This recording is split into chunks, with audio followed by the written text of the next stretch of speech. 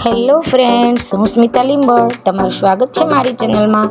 આજે આપણે બનાવીશું બહારથી એકદમ ક્રિસ્પી અને અંદરથી એકદમ ચીઝી એવી પોટેટો ચીઝ સ્ટિક્સ, જે ફક્ત 4 જ વસ્તુઓમાંથી બની જાય છે અને ટેસ્ટમાં ખૂબ જ સરસ બને છે। તો ચાલો પોટેટો ચીઝ સ્ટિક બનાવવાનું શરૂ કરીએ। પોટેટો ચીઝ સ્ટિક બનાવતા પહેલાં જો તમે મારી ચેનલ પર નવા હોય અને હજુ સુધી મારી ચેનલને સબસ્ક્રાઈબ ના કરી હોય તો મારી ચેનલને જરૂરથી સબસ્ક્રાઈબ કરી લેશો અને બાજુમાં આપેલ બેલ બટન પ્રેસ કરવાનું ભૂલતા નહીં, જેથી મારા દરેક રેસીપીના વિડીયોનું નોટિફિકેશન તમને મળી શકે। તો ચાલો બનાવવાનું શરૂ કરીએ। Potato cheese stick. Potato cheese stick બનાવવા માટે મેં આ 1 નંગ બટેટાને વચ્ચેથી કટ કરીને બાફી લીધું છે।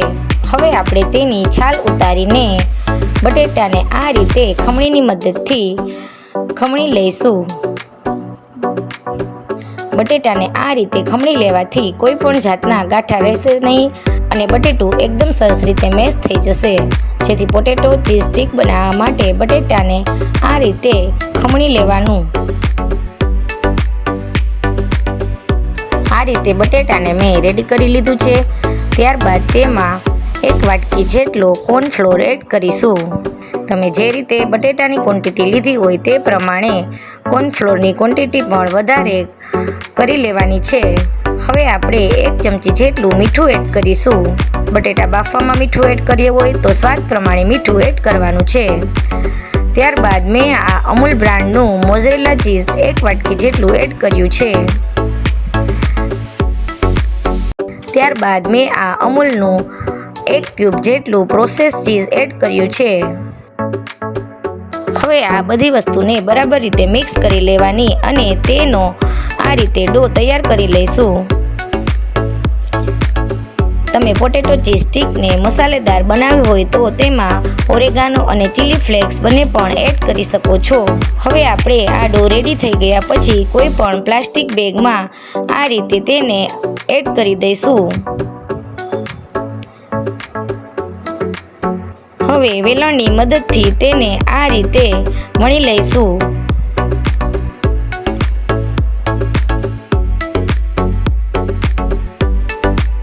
ત્યારબાદ આ રીતે તેને ચોરસ શેપ આપી દઈશું।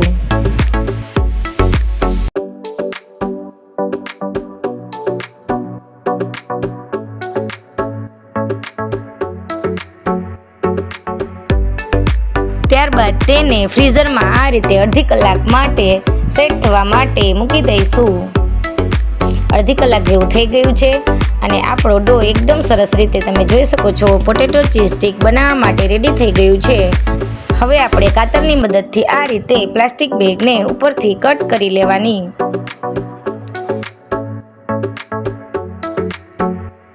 ત્યારબાદ છરી વડે આ રીતે કાપા કરી લઈશું।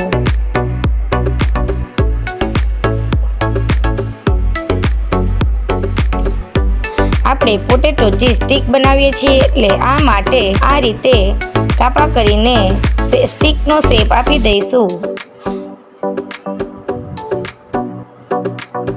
તમે તેને કોઈ પણ શેપ આપી શકો છો। જો તમારે બોલ્સ બનાવવા હોય તો તેનો બોલ ટાઈપનો શેપ પણ આપી શકો છો।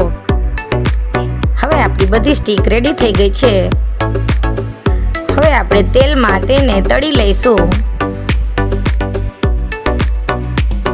ગેસની ફ્લેમ સ્લો ટુ મીડિયમ રાખીને તેલમાં આ રીતે સ્ટિકને એડ કરવાની છે।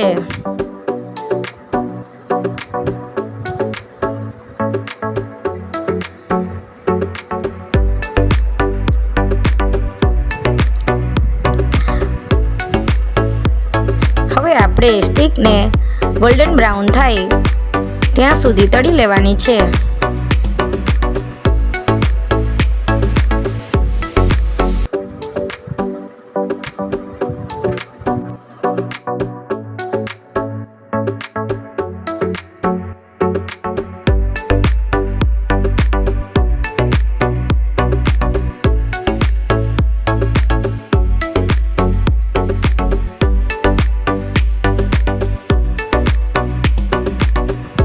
તમે જોઈ શકો છો એકદમ સરસ ગોલ્ડન બ્રાઉન કલરની આપણી ચિપ્સ રેડી થઈ ગઈ છે।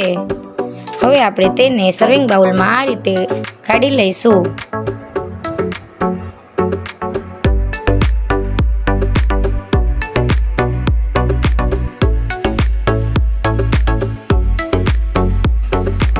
તમે જોઈ શકો છો ઉપરથી એકદમ ક્રન્ચી અને અંદરથી એકદમ જાળીદાર બની છે.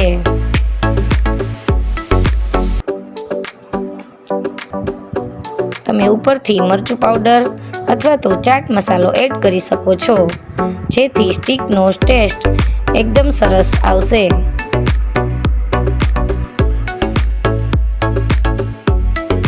મેં થોડા પોટેટો ચીઝ બોલ્સ પણ રેડી કર્યા છે. તમે જોઈ શકો છો કેટલા સરસ બન્યા છે. તમે જોઈ શકો છો ચીઝ પણ બરાબર રીતે મેલ્ટ થઈ ગયું છે અને ટેસ્ટમાં તો ખૂબ જ સરસ બને છે. મારા બાળકોને તો આ પોટેટો ચીઝ સ્ટીક ખૂબ જ ભાવે છે. તો તમે મારી આ રેસીપી જરૂરથી ટ્રાય કરશો અને મારી ચેનલને લાઈક, શેર અને સબસ્ક્રાઈબ કરવાનું ભૂલતા નહીં. Thanks for watching. મળીએ નેક્સ્ટ વિડીયોમાં.